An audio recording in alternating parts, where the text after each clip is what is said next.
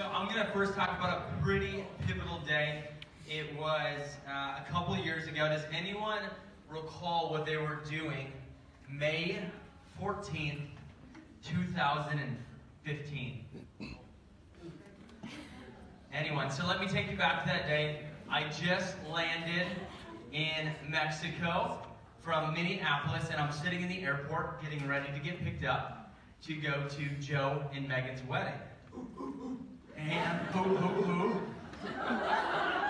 and all of a sudden, I'm sitting with my back, I'm just enjoying to get picked up, and I can just hear these heels walking. And I could smell her before I could see her. And I turn around, and she, like, slow motion, like, whips her hair, and she says, "Are you Corey?"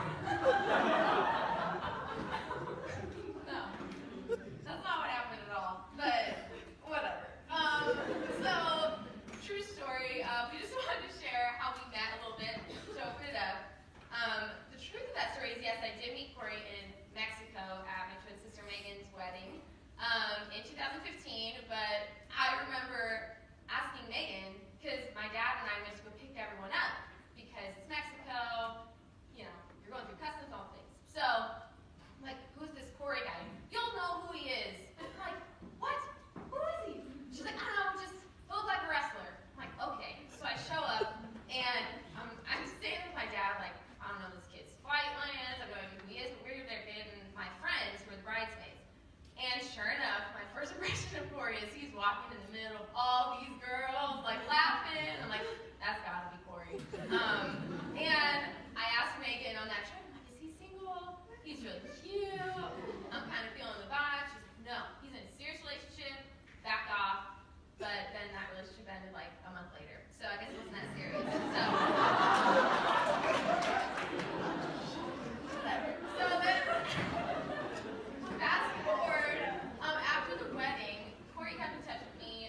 We were mutual friends just for a while. He Snapchatted me all the time, called me, left me voicemail, video chatted me, you name it.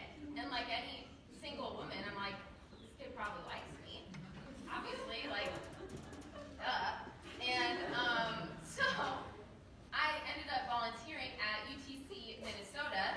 And when I got there, I'm thinking like, yeah, he probably likes me. I'm excited to see him. He lives in Minnesota. And That's when they created the app Bumble. Because she pursued me. But I'm just kidding. But I think that one of the things, who in here knows Emma? Raise your hand. Like, all of you guys know who Emma is. And anyone that knows Emma knows that she's fierce and passionate to pursue something that she wants to go after. And I love that about her. So now we laugh about it, and she'll tell you a little bit more about our first dinner date.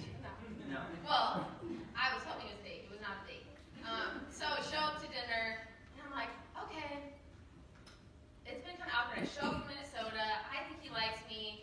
But then I get there, and he acts like he doesn't even know me. And I'm like, okay, bro, let's get dinner. We got to talk. So we get dinner. I'm like, so just wondering, you know, is there anything here? Really awkward. And he's like, no. I'm like, I really think this could be a great thing. And he's like, I'm not interested. So that was awkward. And I just sat there and took it. And then we didn't talk for like a year. But all jokes aside, I'm really thankful that that did happen. That year of just not talking was a really big season of growth for both of us, just individually.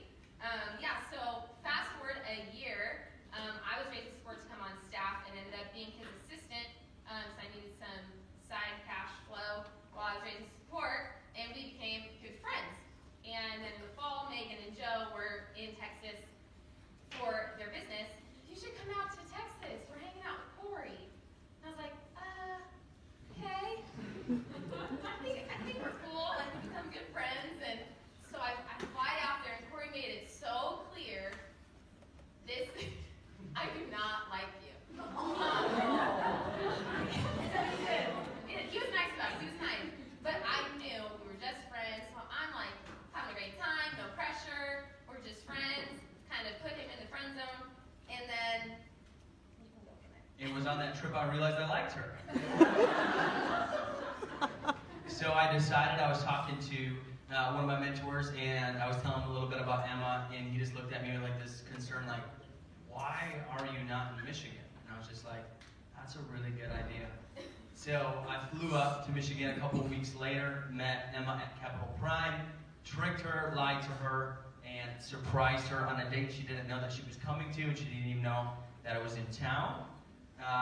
And then I just sat across from the table, just like Emma said, just during that time of God really pruning both of our lives, and I knew it was going to work, and I just said that I've never experienced such kindness and beauty in someone, and for my whole life that I pushed it away, and for the first time that I wanted to pursue it. So it was pretty fast-paced after that. We did 6 months of long distance. I lived in Dallas, Texas, and Emma lived up here. And then we got engaged for 4 months, and we have been married for 73 days. So, who's counting? But that's just super exciting. We wanted to share a little bit of just even our love story. We didn't know how it was going to unfold. I didn't know how it was going to unfold. Emma didn't know how it was going to unfold. But one thing we do know is that everyone in here does have a story. That everyone in here has a unique story that is written and created by God. And we have an opportunity to share some of those stories so that He may be glorified. So I think that this is a pretty cool passage in Psalm 139:16. I don't know if it will be up there. Oh, it is. Good job. So it talks about, your eyes saw my unformed substance. In your book were written, every one of them, the days that were formed for me, when as yet there were none of them. So one of our hopes tonight is to talk a little bit about Emma's story, about my story, and about God's story. And we realize that some people in here are trying to figure out what their story is. This idea of this Jesus thing or having a relationship with them might be foreign. And we both want to say that we have both been in your guys' shoes, if that's where you're at, not so long ago. So we know what it's like. One of our hopes is that you guys will walk away from today with a deeper understanding of who God is, as we share a little bit of our stories, as we've just experienced great redemption in our experiences with each other and through our own lives. One of the things that I wouldn't want to have happen is that you guys will walk away with this copy and paste philosophy of it. If it works for them, it's going to work for us. But you guys would just really walk away with a more accurate view of who God is. And just even a little bit in our stories that we will talk a little bit about our families and some of our stories. And not in a way to play just even victim or even blaming, but really addressing and accepting some of those realities and addressing them. Otherwise, we believe that some of that stuff will dictate your life. So I just want to share with you guys a quick quote by the guy's name is Dan Allender, which that might be up there too. Awesome. So it says that our stories, in all their beauty and heartache, shape and influence every dimension of our daily life and relationships. Knowing the impact of our story and finding God's redemptive work within it is vital for emotional, relational, and spiritual formation and health. Our culture often encourages us to focus only on the positive experiences and put painful ones behind us. Far too often, when the true impact of our stories and wounding and heartache go unaddressed, we find ourselves bound to unhealthy and unfulfilling patterns without hope for change. Yeah, so over the course of our lives, we've just both really explored our stories more, and we've just come to see more and more that everyone is born with this human desire to be chosen, seen, known, and loved. And ultimately, we really do try to fill these things. With things that just leave us unsatisfied, they fall short. So we're born with these human desires that we've found that can only truly be met by Jesus. In my story, over the years, I really tried to fill just empty parts of my heart with things other than Jesus. One way that this really played out was I grew up in a home that valued sports, performance, and perfection above anything else.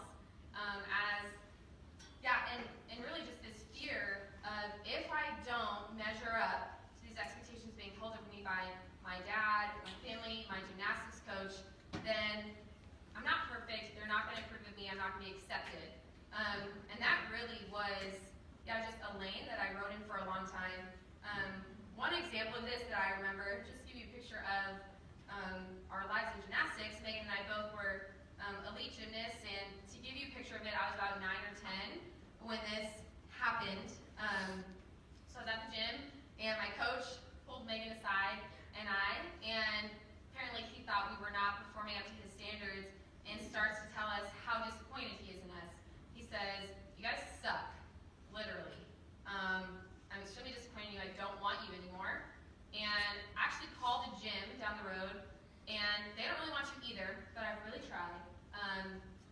And yeah, and he just said, convince me why I should keep you.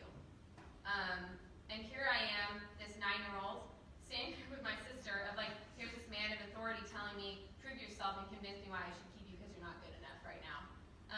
And in that way, it was a really manipulative way of him testing us to see if we were serious about the sport. And it was really twisted. And after we sat there terrified and mumbled out, well, we really want to be here, even though we didn't. We hated it.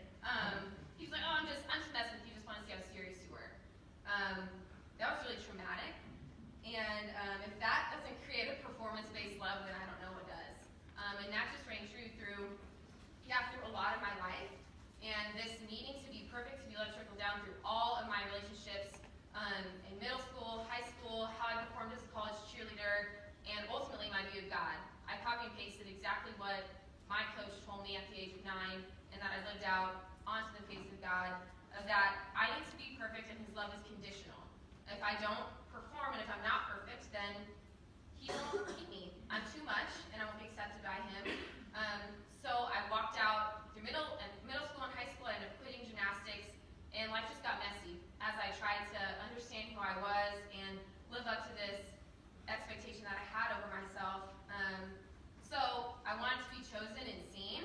So that looked like doing whatever it took to be popular. I partied, lived life on the edge. I was stealing. I was cheating on exams. I was helping other people cheat on exams. I was going for guys that just gave me attention. But of course, performed well in school and sports so that my parents still thought I had it all together. And fooled them, apparently. So I really wanted to be known, and I thought the only way to do that was to be physical with guys. And that was the only way that, someone would really know me and love me is if, I sleep with them or I do things. And that was really painful to live that out, and I wanted to be loved, so I stayed in really unhealthy relationships all through high school and college because it was at least some form of love.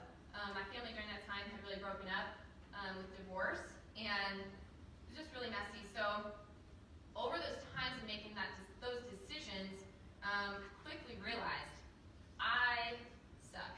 I'm really not perfect, and there's no way that God at all wants anything to do with me. So I started to hide things, just really dark things, and I think we all can relate if we're honest with ourselves. There's areas of our personality, our lifestyle, things that we're doing that we just don't want anyone to ever find out. We are taking that to the grave. We don't want anyone to know, and we don't want God to know, and we hide it in the darkest corners. And that's where this quote comes in, that I think just really fits well, that it is an epic tragedy that the place Jesus wants to do his most significant work is the place we spend so much trying to hide. And I just think a little bit even from my story to this idea of being made by God and for God, that if I were sitting in your guys' seats when I was a freshman, I would have thought that the person standing up in front was nuts. I thought that I came to the University of Minnesota to become an All-American, to be a national champ, to find a wife, to get a degree, and to make all this money. And even with my own personal story of wanting to be chosen, loved, and ultimately was looking for a place to call home. So a little bit of my family background was I just grew up in a home that wasn't really involved or even attentive to my needs. I grew up pretty fast, and my parents, they just punted on the idea of being, a mom and a dad. And yet, still, I just had this deep desire to be known and to be loved. So, what did I find it in? The sport of wrestling. Then I found this wrestling coach that just loved on me extremely well, who was a Christian. He lived 100 miles away from me, and I would drive to his house 3 times a week, every single week from my sophomore year until I graduated high school. And I think even looking back, people just thought that I had this crazy work ethic to work extremely hard, and oh man, you're just so committed, you work so hard. But the reality, even looking back at it, is it was just really sad knowing that I would get in my car, drive 100 miles to find family, to sit around and have dinner with someone who would ask me how I'm doing, and would just really care and love on me well. I don't even know how much I liked the sport of wrestling. Looking back, I think I was just longing to be seen by someone. And I think even looking back, now I can look back and see it was God's pursuit of my life, that he was wooing me into a relationship with himself. And I think looking back, just talking about some of that stuff, I want to make a couple things clear that just chasing some of those desires through sports or through girls or drugs, whatever it is, that while you're doing that, it's not like it's like in the moment, it's not like this is a bad choice. Like it's like this temporary high that's awesome.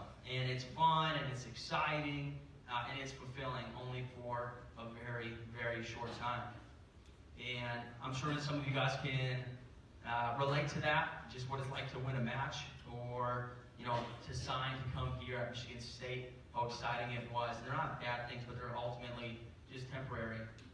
And just looking back, like how hard we will work in this idea of hustling for your worthiness, just to get patted on the butt or the back of the head, whatever, and to just say, like, good job.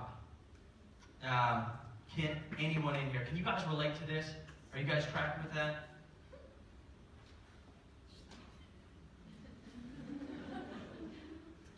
So, those moments, they were so fleeting. And I'm so thankful that they were fleeting because ultimately it caused this hunger to see something more. That I was looking for a long-term satisfaction that I couldn't find in sports or relationships. And just believing that true satisfaction is knowing who you are and who you're not, and knowing that you are created by God and for God. That those who love and trust in Jesus are beloved sons and daughters. And just as we talking about previously, I'm trying to fill these, that those who love and trust Jesus, that you are chosen, you are seen, you are known, and you are loved. So Courtney and I just want to have an opportunity to share about, now you've heard a little bit of the background of just our lives before Jesus, and how in the midst of us wandering and running really in the opposite direction, I know I was, he pursued us into a relationship with him, and that practically looked like people sharing the gospel, and people who love Jesus sharing who he truly is and the hope of the gospel. And for me, that was my twin sister Megan. She came back from UTC and shared the gospel with me. And in that moment, for the first time, it just clicked that God is gracious and forgiving, and that the work on the cross is finished. It didn't just cover some of my sin or one or the past, but it covers past, present, and future fully and completely. And it's nothing I can do to earn that, but it's simply the grace of God. It is a free gift to be in a relationship with him. And for me, it looked like the guy that I would travel 100 miles to see. His name was Kevin Black. Kevin is still one of my really good friends, and he would just always tell me that performance and success will bring true fulfillment in your life, and that it's fleeting and only having a relationship with God will. And I was like, Kevin, you're lying. Like, you were a 4-time state champ. You never lost a match in high school. You were All-American. Like, you've never been where I've been. And I just remember just sitting down with him, and just for years and years and years, he would just continue to love on me and care for me and continue to ask me questions, love on me more, and continue to share the gospel with me. So we're super excited to just have an opportunity to share with you guys that you guys could be anywhere today, but you guys happen to be sitting in this room in front of us. And that as someone was bold enough to just even share what it means to have a relationship with God, and that will not only change our lives here on earth, but it'll change our lives for eternity. So we shared a little bit about just even our dating story. We shared a little bit about our own personal stories, and just wanted to share a little bit about God's story and his story. So these are things that we believe are true, that God is holy, that he is perfect, and that he created all things in his image, that we were created by him to be in a perfect relationship with him until sin entered the world. And just because we are descendants of Adam, that we are born with a sinful heart that needs to be restored in order to have a relationship with God. And it just talks about in Romans, which some of you guys probably have heard, that all have sinned and fall short of the glory of God. We got it up here. And then later, just talking about in Romans 6:23, for the wages of sin is death. But God is gracious enough that while we were still sinners, that Christ died for us, that it doesn't say clean up your act, become a better person, that Christ died for us while we were still sinners. And just really, truly, just even stopping there and just pausing, and wouldn't that be terrible news? That if God stopped there, that He created us to be in a relationship with Him, it was broken, and then it was just like, it was done. But it didn't happen that way. That He sent Jesus to die for us so we could have a relationship with Him. And just believing and trusting and surrendering to Jesus as Lord, that if you confess with your mouth that Jesus is Lord and believe in your heart that God raised Him from the dead, that you will be saved.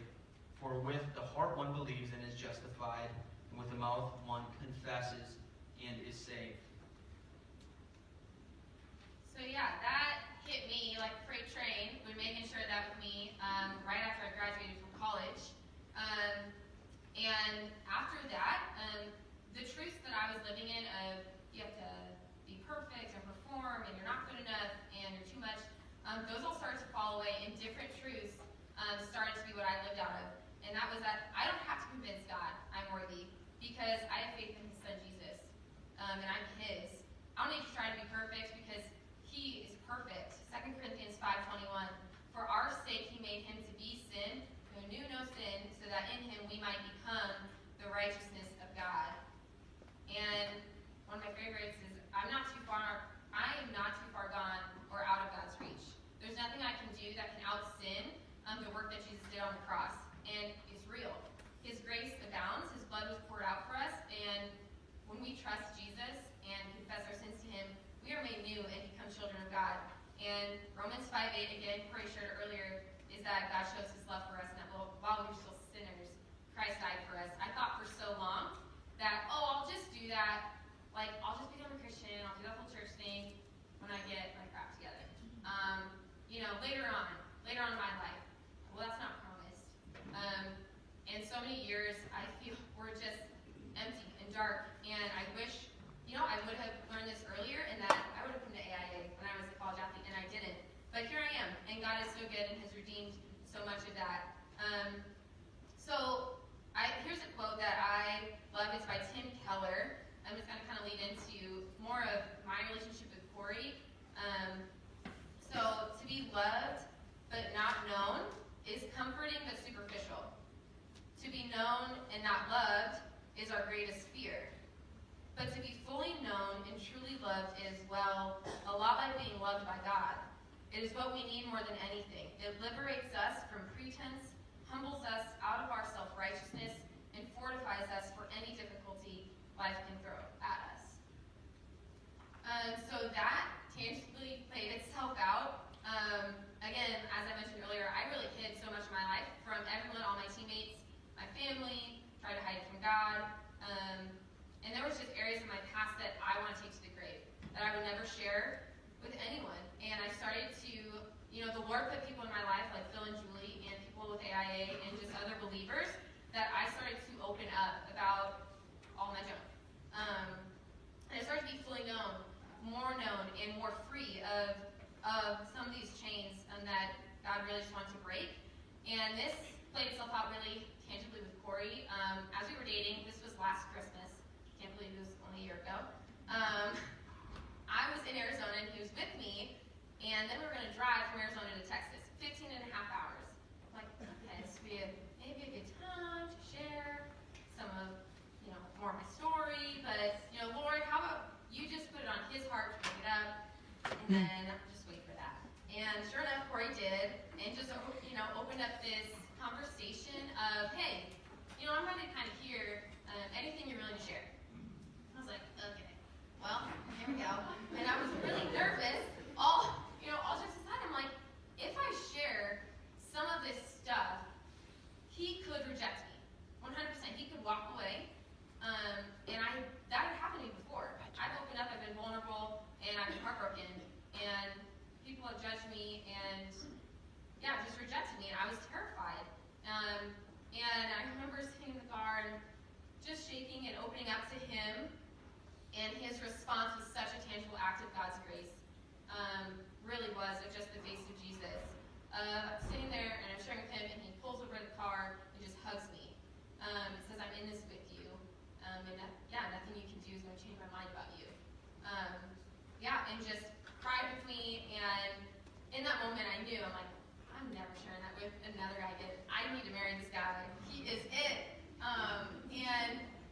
after that, though, I mean, this was just a really sweet taste of redemption, of just being made new and being fully loved for who you are, and that God's grace abounds.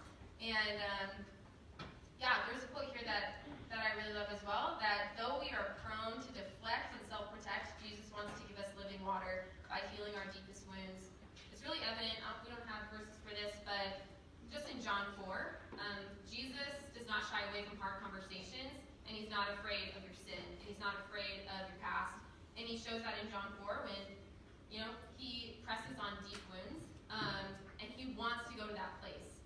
And it's in his kindness. And Corey's really been an example of that for me, just in our relationship. And I think we both know that to be fully known and loved by Jesus allows us to fully know and love one another, in all of who we are. So. And like I said with you guys previously, the guy named Kevin Black, as many of you have heard the Romans Road or all these verses before, I remember hearing him share that with me about 60 times. And I'm not even kidding, for 3 years, he joked with me, hey, when are you going to come over to Team Jesus? And I was just like, yeah, whatever. But I just remember, and all of a sudden it was June 20th at 10 o'clock in River Falls, Wisconsin, when I really was just like, okay, something is changing. It's starting to make sense. I have no idea, Lord, but I want a relationship with you. So I know that might be true for even some of you guys that are in here today, and it could not, and that's okay. But I just wanted to stop and pause. We're not going to do any raising of hands or do anything like that, but I want you guys to close your eyes and just ponder on some of the stuff that we said for the next 30 seconds, and then I'll begin to close this up a little bit.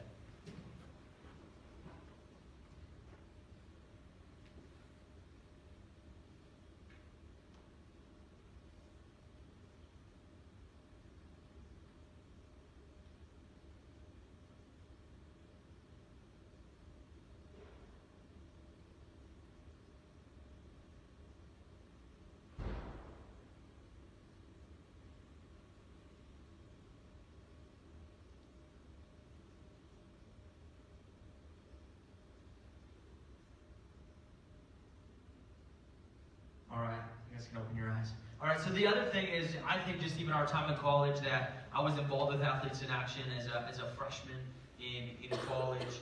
And some of the most influential areas that I was impacted was some of the projects that I went on. So I know you guys will have an opportunity this Thursday to hear more from Phil and Julie and some of the other staff about some of the projects that you guys could go on. So I like to do this every place I go and talk to people. So if you've been to any of these three things, of Winter Retreat, UTC, South Africa, or Boston Project, or any of those things, I want you to please stand up.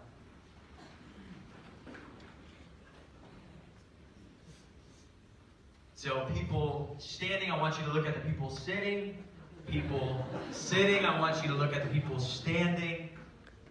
And I'm going to ask this question, that for you guys standing, that if this is one of your top 3 experiences as a college athlete, please stay standing. So I think you guys can look over, you guys can sit. Thank you. That you guys, that we're not trying to sell you on anything, that these are the people that love you guys, that are teammates, that are vouching for you and just saying that these have been some of the top 3 experiences of their college career. And I want you guys to consider even going to Thursday night just to hear more about some of the opportunities. And I think just one of the things, just outside of just a relationship with Jesus, that has changed ultimately through being involved with Athletes in Action at the University of Minnesota is just being around some of the staff. I'm sure some of you guys have been over to the Gillespie's house. I mean, they open it up to everyone and have pizza all the time, and there's always kids there, and they probably have hundreds of kids that come in there. But Julie and Phil, people in here, they will be different fathers and they will be different mothers because of the way that they see you raise your kids. And for me, it was that. Luke and Alicia Kaiser, that it'll change the way that I'm a father, the way that I'm a brother, the way that I'm a husband, the way that I'm a friend, because of my interactions with this staff team.